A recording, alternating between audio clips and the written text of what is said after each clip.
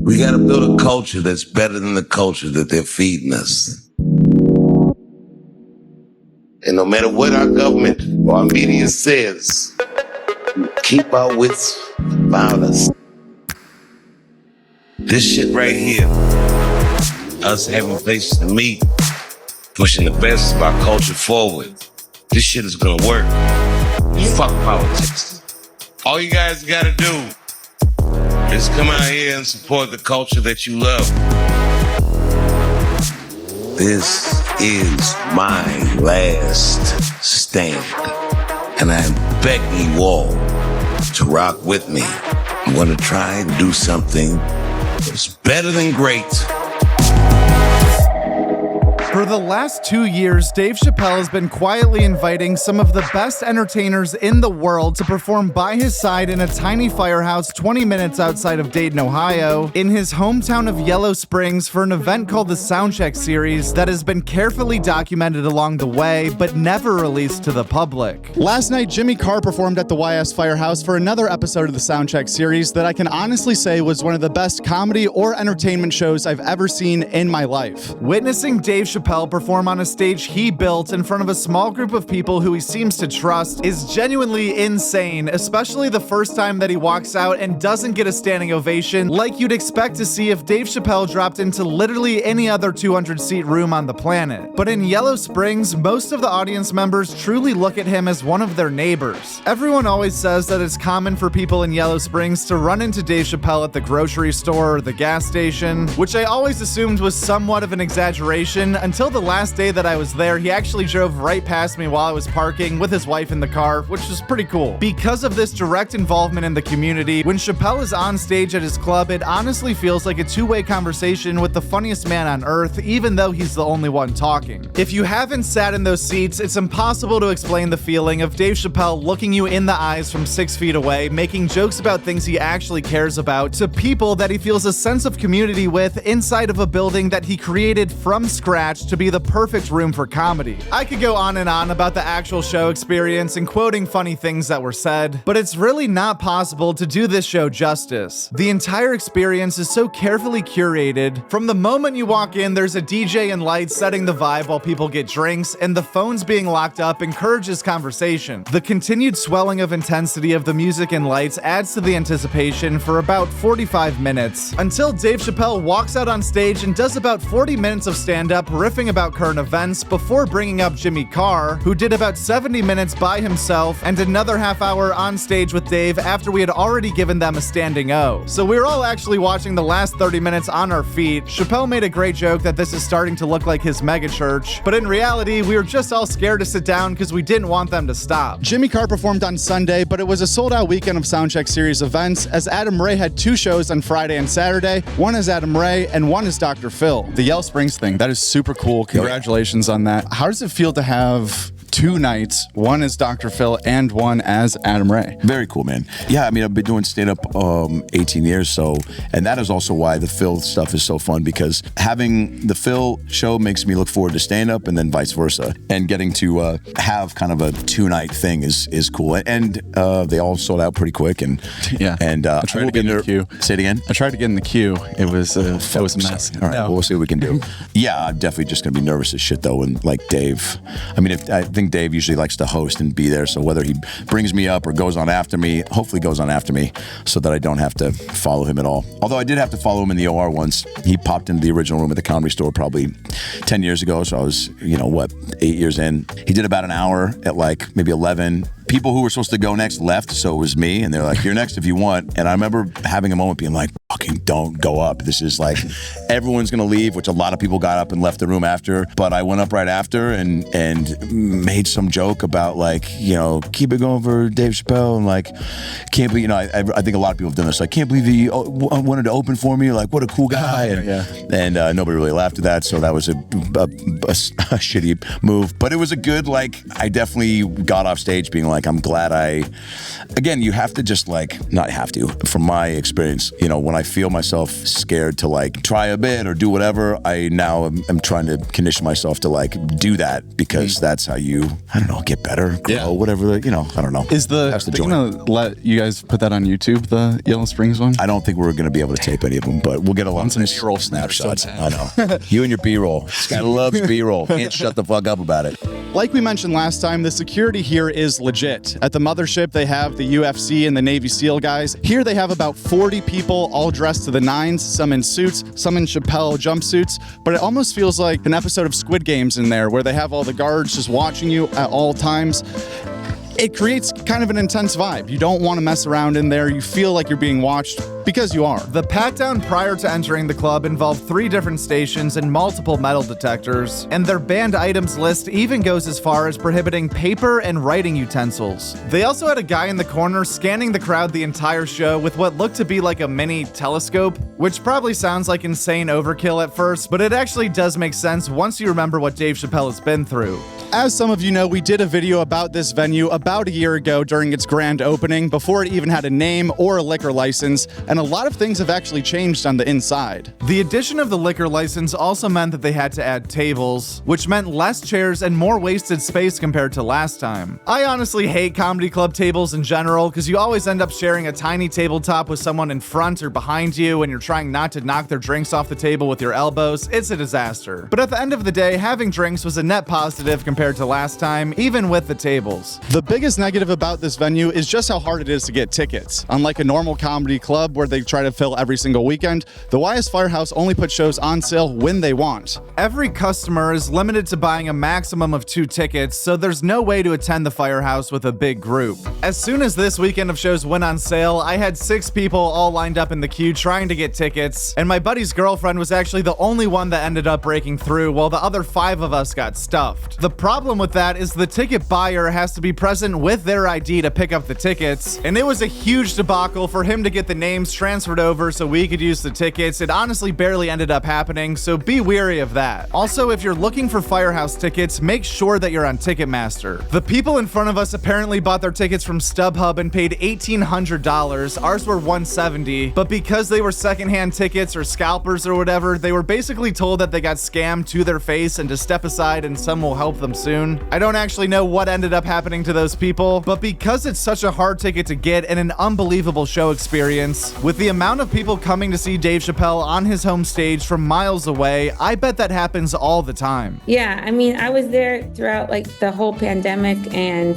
it was, I mean, I hate to say like it was amazing because it was a pandemic and lots of people were dying, but like the community that Dave built was really nice and it was great to be a part of. And what he's doing in Yellow Springs now is really, it's great. You know, he has his own comedy club there, and he's getting comics and musicians in from everywhere. And, you know, people are driving in from like everywhere in Ohio, but also like Kentucky and Illinois, you know, like states. Yeah. And he's giving people an opportunity to see all these comedians and musicians on a really intimate basis. And the club is beautiful. It's like your dream comedy club. It's really cool. He does a lot for his community. It's great to see him use his influence and his, like, literally his own money to do that. Yeah, it's insane. I went one time last year on the day of the eclipse, and it was the best entertainment thing I've ever seen in my life. Like, he's 2 feet away from you on stage, just like riffing about the eclipse and just what it was crazy. That is, and also he only opens it when he wants to, which is like the money part. It's like that's not a good investment to make a club in Yellow Springs.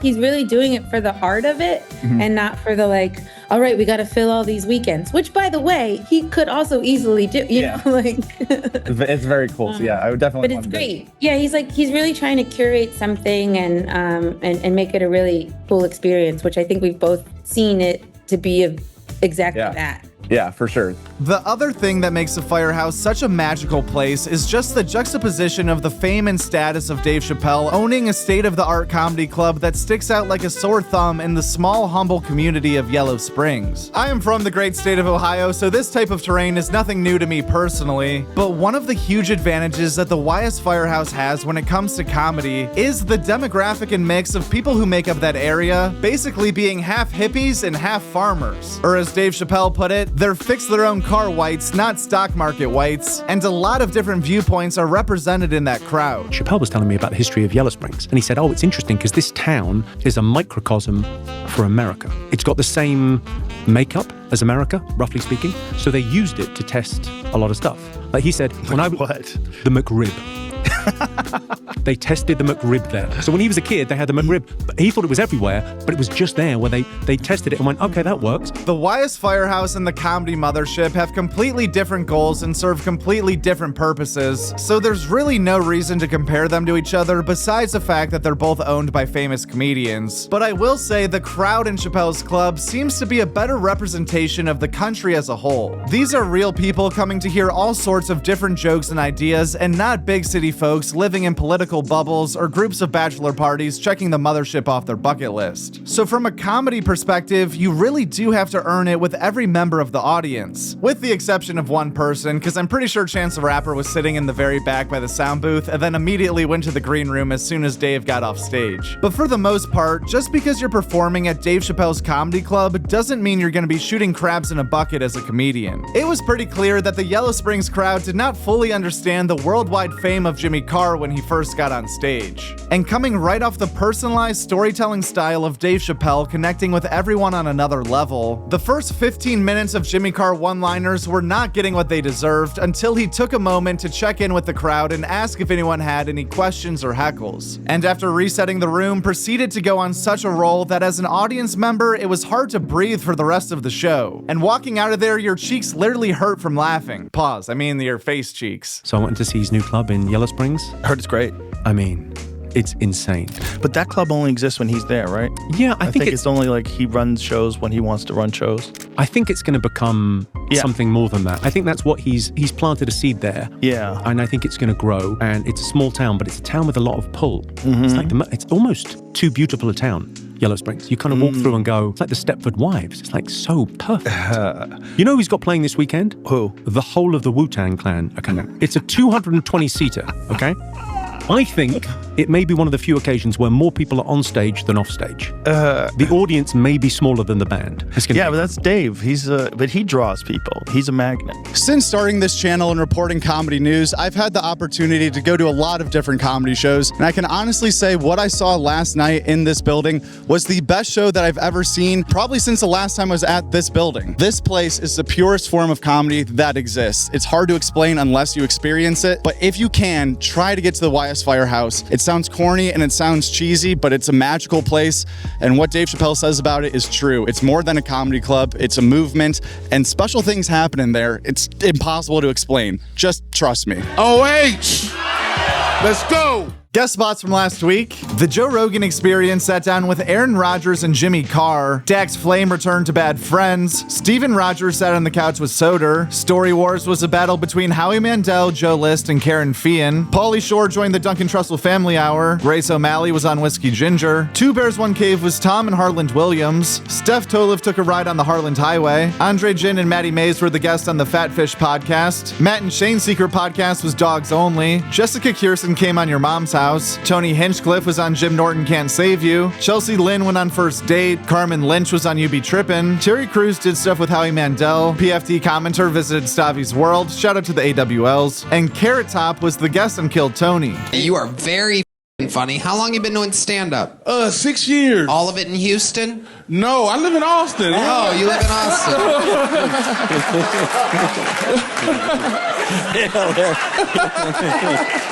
So how long have you lived in Atlanta? Atlanta, if you're gonna pick a black city, at least pick mine. I'm from Chicago. Yeah! All right. That makes sense. You look like both a bull and a bear, so this is perfect. Oh, good. It's this show, I'm gonna let you live. Absolutely incredible. I didn't realize Chicago had a black bean.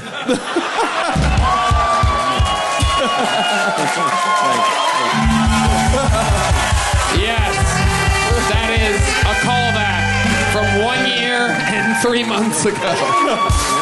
Andrew Huberman and a retired Las Vegas police officer visited this past weekend with Theo Von. Sandman and Zach Amico were on the Legion of Skanks. Chelsea Peretti took her shoes off with Rick Glassman. Cousin Ian returned to Are You Garbage? Sam Talon stopped by Have a Word podcast. You Know What Dude featured Colin Armstrong and Connor Daniels. Gio Perez stopped by Durag and the Deer Tag. Brendan Sagalow was on Being Ian with Jordan. Sagday DePod had on Crack Amico. The Tim Butterly Show was live with Mike Rainey, the Durag and the Deer Tag boys, Ryan Shaner, and Signe Nat. Signe Nat and Ryan Shaner were also on Dad Meat. Kevin Na hit the links on No Bad Lies. Dylan Sullivan had a rough week. Heather Lockyer and Jillian Barbary stopped by Something's Burning. Gary Owen was on The Honeydew. Mike Birbiglia broke bread with Tom Papa. Camp Gagnon, The Church, Flagrant, Stuff Island, The Solid Show, and Son of a Boy Dad all did not have guests. And we interviewed Joe List and Brett Weinbach right here on Joke World. Speaking of the YouTube landscape, you are the king of content. Comedians film everything nowadays, as you obviously know. What's the difference between getting footage for just your regular social media versus getting it for a special? I don't know. We shot a lot of like bonus shit for the special that I'm like, I actually felt that way. We shot a lot of behind the scenes stuff. I kind of felt like this just feels like regular old bullshit.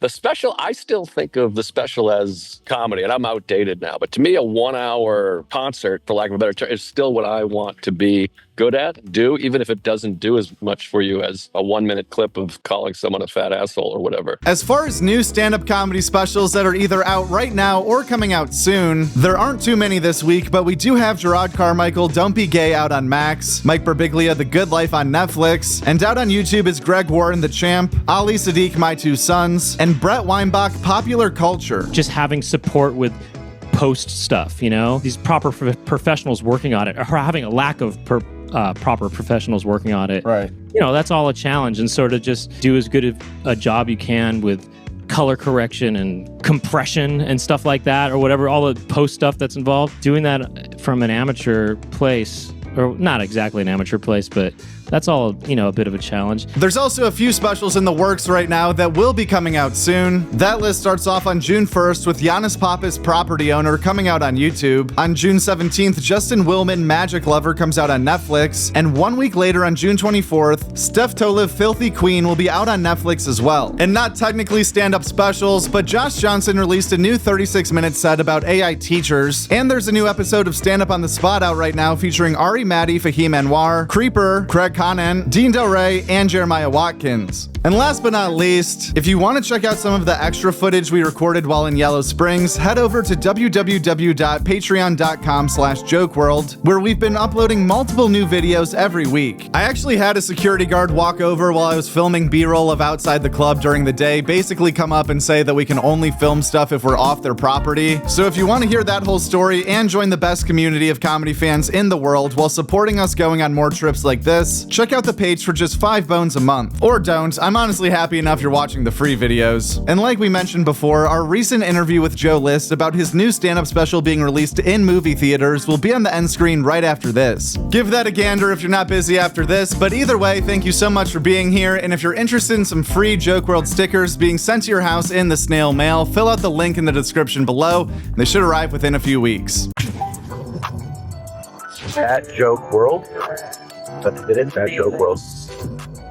And the world is WRLD. That's a great YouTube channel, Joke World. Check it out.